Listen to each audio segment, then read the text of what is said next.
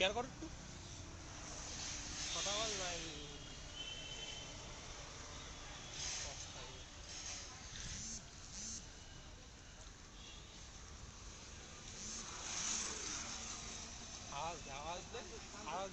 সুদীপ লাইভে আছি, একটু লাইভটা শেয়ার করে দাও প্রোফাইলে।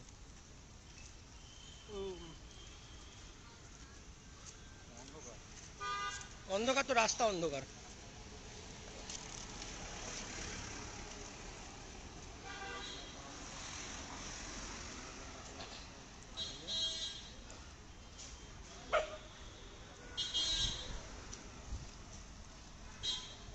করেছো শেয়ার?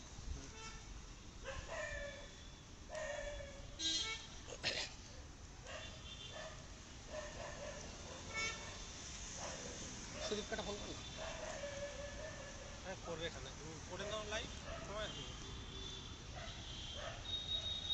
হয়ে যাওয়ার পর বলবে কি আছে।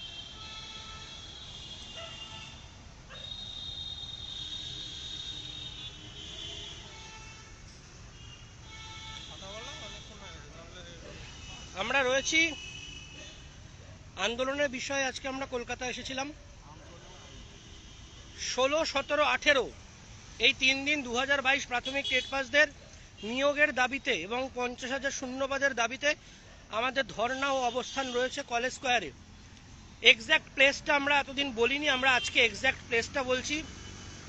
ক্যালকাটা ইউনিভার্সিটি যে হলটা রয়েছে, ইনস্টিটিউট হল, যেটা হচ্ছে কলেজ স্কোয়ারের পিছন দিকে যে গেটটা, প্যারামাউন্টের গলি যেটা, সেই প্যারামাউন্টের গলিতে ঢুকে বা এপাশ থেকে আসলে কফি হাউস থেকে এগিয়ে ডান দিকে ঢুকেই যে রাস্তা, যেখানে ক্যালকাটা ইউনিভার্সিটি ইনস্টিটিউট হলটা রয়েছে, সেই ইনস্টিটিউট হলের গায়ে রাস্তায় মেন রোডের ওপরে আমরা অবস্থানে বসবো। আমাদের অবস্থানের সময় দুপুর 12টা থেকে বিকেল 5টা এবং 16, 17, 18 3 দিন আমরা অবস্থানে থাকব। প্রথম দিন সবাইকে 11টার মধ্যে উপস্থিত হতে অনুরোধ করব।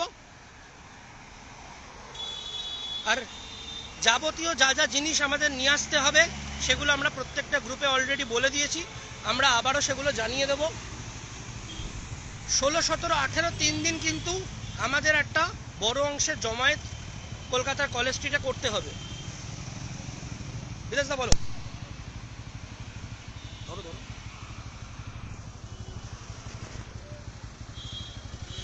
আজকে আমরা আন্দোলন ছাড়াও আরও বেশ কিছু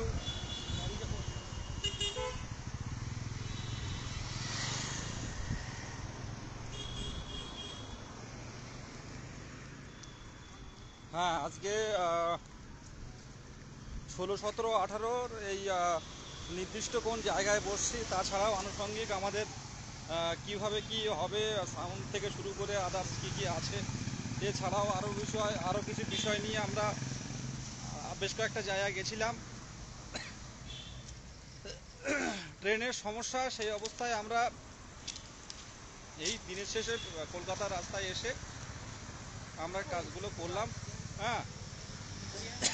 সামনের দিনে আরও কিছু খবর জানতে পারবেন, লাইভে কিছু বলা হচ্ছে না, কাজগুলো করার জন্য চেষ্টা করছি বিভিন্নভাবে। আমাদের সাথে আছে মহিত কারাটি, পার্থজিৎ বণিক এবং আমি আছি। এই 3 জন মিলে আমরা বেশ কয়েকটা কাজ আমরা করলাম আজকে। এবার মোহিত কিছু বলুক, নতুন করে কিছু বলার নেই। আর কোনো কেস আপডেট বা আইনি পদক্ষেপ আর এই ফেসবুকে আমরা দেব না, কোনো আইনি পদক্ষেপ ফেসবুকে দেব না। সামনের দিনে যা হওয়ার আপনারা দেখতে পাবেন। মোহিত বল, বেশি কথা বলবেন।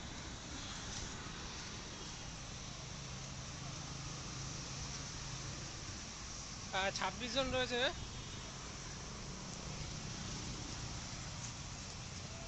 16 তারিখে সবার সাথে দেখা হবে। 16 তারিখে সবাই তাড়াতাড়ি আসবে, একটু 11টার মধ্যে চলে আসবে। আজকের অদিতি, পার্থ এরা সবাই গিয়েছিল থানায়, সেখানে কথা বলে জায়গা দেখেছে, যা যা অ্যারেঞ্জমেন্ট করা সেই ব্যবস্থাগুলো হচ্ছে। আমরা যেহেতু মামলাটা করে ফেলেছিলাম, এপিসি ভবনে আমরা যে সেদিন আন্দোলনটা করেছিলাম, তার আগেই আমরা এই মামলায় গিয়েছিলাম যে আমরা একটা কর্মসূচি করব, কিন্তু যেহেতু শিক্ষকদের আন্দোলনটা ওখানে চলছিল এবং আমরা মনে করেছিলাম যে এপিসি ভবনের সামনে বসাটা উচিত হবে সেই আবহাওয়ায়, সেই পরিস্থিতিতে, তাই আমরা তখন একটা হুট করে কর্মসূচি করেছিলাম এবং আমরা এপিসির সামনে গিয়ে বসেও ছিলাম। সেখানে পুলিশদের সাথে আমাদের যে কথাবার্তা হয়েছে, সেখানে কিছু মিসকমিউনিকেশন হয়েছে। পুলিশ আমাদের যেটা বলেছিল যে তোমরা ভিতরে গিয়ে স্যারের সাথে কথা বলতে পারো, সভাপতি স্যারের সাথে।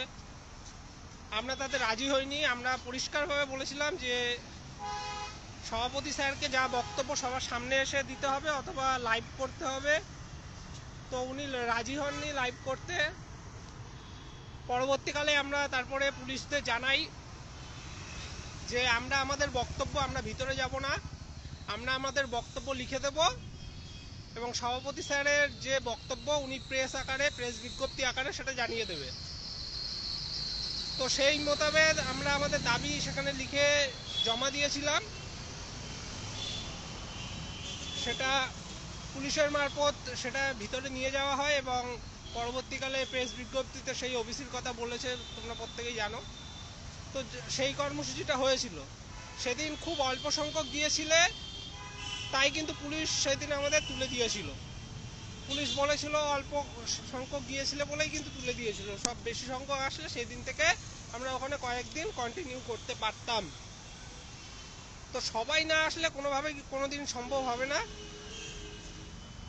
যারা অল্প কয়েকজন মিলে এই কর্মসূচিগুলো করে যাচ্ছে, তাদের মনোবল না ভেঙে যারা বাড়িতে রয়েছে থাকো, অবশ্যই অন্তত মনোবল ভেঙো না কারো যারা করছে কর্মসূচিগুলো। তাই 16, 17, 18 তারিখ আমরা যে মামলার রায় পেয়েছি সেই মতো কর্মসূচি হবে। সেই কর্মসূচিতে সবাইকে স্বাগত। প্রত্যেকে নিজের অধিকারের জন্য আসো। আমরা জানি যে আমরা তো সেই কবে থেকে কর্মসূচি করছি, সেই আগস্ট মাস 2023, তখন আমরা প্রথম বিএডের জাজমেন্টের দিন আমরা মিছিল করেছিলাম। তো তখনও তো আমরা জানতাম যে নোটিফিকেশন সেই দিন সম্ভব না আসাটা। তাও আমরা কর্মসূচি কেন করছি, যে আমাদের যে 22 স্টেটের একটা নিয়োগ দরকার, সরকারের যাতে মাথায় থাকে, সরকারের যাতে চিন্তাভাবনায় থাকে, তার জন্য কিন্তু আমরা এই লাগাতার কর্মসূচি করছি। এবং এখানে প্রশ্ন হচ্ছে, অনেকে অধৈর্য হয়ে যাচ্ছে যে সত্যি এতদিন হয়ে গেল কেন পাচ্ছি না নোটিফিকেশান। তো এখানে একটা বিষয় দেখতে হবে আপনাদেরকে, যে শুধু কিন্তু আমরা আটকে নেই। সরকার যে কারণটা দেখাচ্ছে যে ওবিসি বিষয়টা, তো সেটার জন্য কিন্তু সমস্ত কিছুই আটকে আছে। যদি এমনটা হতো যে শুধু আমাদেরকে আটকে রেখেছে, বাকিদেরকে নিয়োগ করছে, তাহলে কিন্তু আমরা সেই মতো আপনারা বলতে পারতেন যে হ্যাঁ, তোমাদের নোটিফিকেশনটা দেয়নি, তোমাদের কথা সরকার ভাবছে না, তোমরা এত কিছু করার পরেও। সরকারের মাথায় কিন্তু আমরা এতগুলো কর্মসূচি করার পরে ঢুকিয়ে দিতে পেরেছি যে আমাদের একটা নিয়োগ দরকার। এবং কোনো একটা ক্ষেত্রে যদি নিয়োগ শুরু হয়, তাহলে কিন্তু আমাদের ক্ষেত্রেও নিয়োগটা শুরু হবে, এটা কিন্তু মাথায় রাখবেন। এবং এই জিনিসটা যাতে হারিয়ে না যায়, আমাদের কথাটা যাতে সরকার ভুলে না যায়, তার জন্য কিন্তু আমরা লাগাতার এই কর্মসূচিগুলো করছি। অনেকেই ভাবছেন যে হ্যাঁ, এখন তো আজকালকার মধ্যে নোটিফিকেশান আসবে না, সরকার বলেই দিয়েছে এই পরে আসবে, তো কর্মসূচি করে কি হবে? কর্মসূচি না করলে কিন্তু আপনি হারিয়ে যাবেন, সরকার ভাববে না। তো তার জন্যই কিন্তু আমরা বারবার, নাহলে আমাদেরও কারোর মানে ঠেকা পড়েনি যে টিউশন কামাই করে, কারোর কাজ কামাই করে, বাড়ির কাজ ফেলে রেখে গরমের মধ্যে বারবার ছুটে আসবে কর্মসূচি করার জন্য, এই জিনিসগুলো করবে। অনেকে তো, আমরা তো তাও যারা কাছে আছেন তারা কাছ থেকে আসেন, অনেকে উত্তরবঙ্গ থেকে চলে আসছে, যারা বিশেষভাবে সক্ষম আমাদের সহযোদ্ধারা তারা চলে আসছে। কেন আসছে? তো সরকারকে ভাবাতে গেলে লাগাতার কর্মসূচি করতে হবে। নোটিফিকেশন হয়তো আসবে না, কিন্তু সরকারের মাথায় কিন্তু আমাদের যে চিন্তাটা আমরা সরকারের মাথায় ঢুকাতে যাচ্ছি, সেটা কিন্তু থেকে যাবে। তাই বলবো, ওবিসির কাজ চলছে, আপনারা জানেন, জনশুনানিগুলো হচ্ছে, যে প্রসিডিওর হচ্ছে, এই জনশুনানির পরে কমিশন রেকমেন্ডেশন করবে এবং সেই অনুযায়ী সরকার আবার পুনরায় তাদেরকে লিস্টে অ্যাড করবে। এবং সেই নিয়ে আবার মামলা হয়েছে, আপনারা জানেন। সেই মামলায় আশা করি সেই মামলা যেটা রয়েছে সেই মামলায় আপাতত সার্ভে নিয়ে কোনো কিছু বলা হয়নি। তো সেই কাজ হয়ে গেলে, আর সামনে যেহেতু এসএসসি নিয়োগের একটা চাপ রয়েছে সরকারের উপর, সরকার অ্যাকচুয়ালি যতক্ষণ না সরকারের কন্টেম মামলা হয়ে রুল জারি হচ্ছে ততক্ষণ কোনো কাজ করে না। 31শে মের মধ্যে সরকারকে নোটিফিকেশন দেওয়ার কথা। নতুন কলেজ বিশ্ববিদ্যালয়ে ভর্তি হওয়া শুরু হচ্ছে, তখনও কিন্তু ভর্তি হতে গেলেও কিন্তু ওবিসির ব্যাপারটা কাজে লাগবে। তো সবার এইচএসের রেজাল্ট বেরালো, প্রত্যেকেই জানো, তাদের কলেজে ভর্তি হতে হবে। তো তাদেরকে ভর্তি করতে গেলেও কিন্তু ওবিসি রিজার্ভেশনের বিষয়টা আসবে। তাই সরকারকে এটা দ্রুত মিটিয়ে দেওয়া উচিত ছিল, কিন্তু সরকার পারেনি। কিন্তু কতদিন এইভাবে আটকে রাখবে আমরা জানি না, কিন্তু সরকারকে একটা সময় কিন্তু করতে হবে এবং বাধ্য হয়ে করতে হবে। এই এসএসসির মামলায় 31শে মের মধ্যে বলেছিল যে নোটিফিকেশন দিতে হবে, না হলে সরকার কিন্তু এই যেটা বলছিলাম যে 31শে মের মধ্যে এসএসসির যে নোটিফিকেশনটা সেটা দিতে গেলে ওবিসির ব্যাপারটা আসবে। অনেকে বলছে ফ্রেশদের নিলে আসবে, নালে আসবে না, সব ক্ষেত্রে ওবিসির ব্যাপারটা আসবে। তাই সরকারের কিন্তু একটা চাপ আছে, এবং সরকার যেহেতু জনগণের টাকা, সরকারের মাথা ব্যথা নেই, যত খুশি উকিল দেয়, যতবার খুশি কোর্টে যায়। তো যতক্ষণ না সুপ্রিম কোর্ট থেকে কন্টেম হচ্ছে, যতক্ষণ না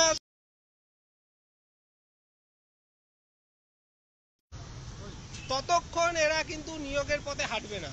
তাই কোনো একটা ক্ষেত্রে নিয়োগ বাধ্য হয়ে শুরু করতে হলেই কিন্তু আমাদেরও নিয়োগ শুরু করতে হবে। আমাদের বলতে এখন বাধা হচ্ছে গিয়ে, যেন এনআইএসদের নিয়োগ করতে বলেছে আগের নিয়োগে, তারপরে 20-22দের কিছু নিয়োগ করতে বলেছে। তো তাদের নিয়োগটা তাদের মতো করে করবে, সেটা 3 মাসের মধ্যে করতে বলেছিল, এটা সবে এপ্রিল, খুব তাড়াতাড়ি সেটা করে ফেলবে। একটা আপডেটের মামলা আজকেও ছিল, পরবর্তীকালে মামলাটা কি আপডেট হলো সেটা বলে দেবো। তো সেইটা হয়ে গেলে কিন্তু আগের নিয়োগ পুরোপুরি কমপ্লিট হয়ে যাচ্ছে। তারপরে হচ্ছে আমাদের যে কোনো ক্ষেত্রে, রাজ্যের যে কোনো নিয়োগ, পুলিশের হোক, যেগুলো পেন্ডিং নোটিফিকেশন হয়েও আটকে আছে সেই নিয়োগগুলো হোক, যে কোনো নিয়োগ যদি সরকার চালু করে, সোজা কথা আমাদেরও নিয়োগ চালু করতে হবে। তাই আমাদের এই কর্মসূচিগুলো করা যাতে সরকারের মাথায় আমাদের কথাটা থেকে যায়, সেজন্যই আমরা কর্মসূচিগুলো চালিয়ে যাচ্ছি। অনেক গ্যাপে গ্যাপেই কিন্তু করছি, এমন নয় যে আমরা প্রতিদিন আপনাদের ধর্নায় আসতে হচ্ছে, প্রতিদিন বাড়ি থেকে আসতে হচ্ছে, এমন না। অনেকটা গ্যাপে গ্যাপে আপনারা সময় পাচ্ছেন। তো অন্তত একদিন করে, মাসে অন্তত একদিন আপনারা আসতেই পারেন চাইলে। তো এটা সময় দেওয়া জরুরি সবার জন্য। আমরা যার জন্য কোনো নির্দিষ্ট ধর্ণা মঞ্চ করিনি যে প্রত্যেক দিন চালাবো, আমরা মাঝে মাঝে কর্মসূচি করছি গ্যাপ রেখে রেখে, এবং সরকারের মাথায় যাতে থাকে তার জন্য আমরা লাগাতার কর্মসূচি করছি, সেটাই করে যাব। এবং এর ফল সুদূরপ্রসারী হবে। যেহেতু সবার নিয়োগ আটকে আছে, তাই আমাদেরও নিয়োগ আটকে আছে, এমন নয় যে শুধু আমাদেরকেই আটকে রেখেছে সরকার। তো এটাই বলবো। কোনো লড়াই একদিনে লড়াই করে জিতে নেওয়া সম্ভব নয়। এই মেট্রো এদিকে দৌ দাঁড়াও, মহিত ওপাশে যাবো। কোনো লড়াই একদিনে লড়াই করে জিতে নেওয়া সম্ভব নয়। লাগাতার আন্দোলন, লাগাতার লড়াইয়ের মধ্যে দিয়ে আমাদেরকে আমাদের এই লড়াই, এই জয়টা ছিনিয়ে নিতে হবে। তাই জন্য আমরা নির্দিষ্ট সময় অন্তর অন্তর ক্রমাগত কর্মসূচি করে যাচ্ছি, যাতে সরকারের অন্তত মনে থাকে যে 2022 প্রাথমিক টেট পাসরা এখনও রাস্তায় বসে তাদের নিয়োগের দরকার, তাদের ভ্যাকান্সি দরকার, এবং সেটা যত দ্রুত সম্ভব এবং স্বচ্ছতার সাথে দরকার। তাই জন্য আমরা কর্মসূচিগুলো ক্রমাগত করে যাচ্ছি। পাশাপাশি যেটা মূল কথা, 16, 17, 18 3 দিনে ধর্ণা কর্মসূচি। যারা হাওড়ার দিক থেকে আসবে তাদেরকে বলবো, হাওড়া স্টেশনে নেবে, যে কোনো বাস ধরো বা অটো ধরে কলেজ স্ট্রিট মোড়ে নামবে। কলেজ স্ট্রিট মোড়ে নেবে 1 থেকে 2 মিনিট হাঁটা পথে ইউনিভার্সিটি হল, ক্যালকাটা ইউনিভার্সিটি হল, বঙ্কিম চ্যাটার্জি স্ট্রিটে কলেজ স্কোয়ারের পাশে। আর যারা শিয়ালদার থেকে আসবে তারাও একইভাবে হাঁটা পথে অথবা বাসে অথবা অটোতে কলেজ স্ট্রিট নামবে, ক্যালকাটা ইউনিভার্সিটি হলে, ইনস্টিটিউট হলের পাশে। আমাদের অবস্থানটা হবে ক্যালকাটা ইউনিভার্সিটি ইনস্টিটিউট হলের ঠিক সামনে। 3 দিনের ক্রমাগত আমাদের অবস্থান চলবে, 12টা থেকে বিকেল 5টা পর্যন্ত। সেখানে বিভিন্ন রকমভাবে আমরা আমাদের দাবি দাওয়াগুলো তুলে ধরবো, সকলকে আসতে হবে। আর তোমরা তো জানোই যে এখন যে বিপদটা রয়েছে, 32,000 চাকরি বাতিলের মামলাটা, যে আগের নিয়োগটা ঘেটে গেলে আমরা প্রত্যেকেই জানি যে আমাদের নতুনদের কপালে অনেকটা দুঃখ আছে, এবং সেই মামলা যেহেতু চালু হয়ে গেছে কলকাতা হাইকোর্টে, তো সেই প্যানেলটা যদি কোনো কারণে আবার গন্ডগোল হয়, ডিভিশন বেঞ্চ কিন্তু বলেই দিয়েছে এর আগেও যে আবার নতুন করে পরীক্ষা নিতে হবে। তো সেটা সুপ্রিম কোর্টে ঘুরে আবার ডিভিশন বেঞ্চে এসছে। সেই 32,000 চাকরি যদি আবার বাতিল হয় তাহলে কিন্তু নতুনরা হারিয়ে যাবে। এমনকি মুখ্যমন্ত্রী যে এসএসসি চাকরি বাতিল হওয়ার পর যে বক্তব্য রেখেছিল দেখেছো, যে মুখ্যমন্ত্রী বলছে, উনি যদিও এক এক সময় এক এক রকম কথা বলেন, উনি সেদিন বলছেন যে এসএসসির মামলাগুলো ছিল বলে আমরা এতদিন নতুন নিয়োগ করিনি। মানে 2016 বিজ্ঞপ্তির পরে যে আর রাজ্যে নিয়োগ হয়নি এসএসসিতে, সেটার অজুহাত হিসেবে উনি দেখালেন যে মামলাটা চলছিল, এই চাকরি বাতিল হওয়ার সম্ভাবনা ছিল তার জন্য। একই রকম কিন্তু প্রাইমারির ক্ষেত্রেও কিন্তু আগের প্যানেল যদি বাদ হওয়ার সম্ভাবনা থাকে, সরকার যদি এরকম সিদ্ধান্ত নেয় তাহলে কিন্তু আমরা ভুগবো।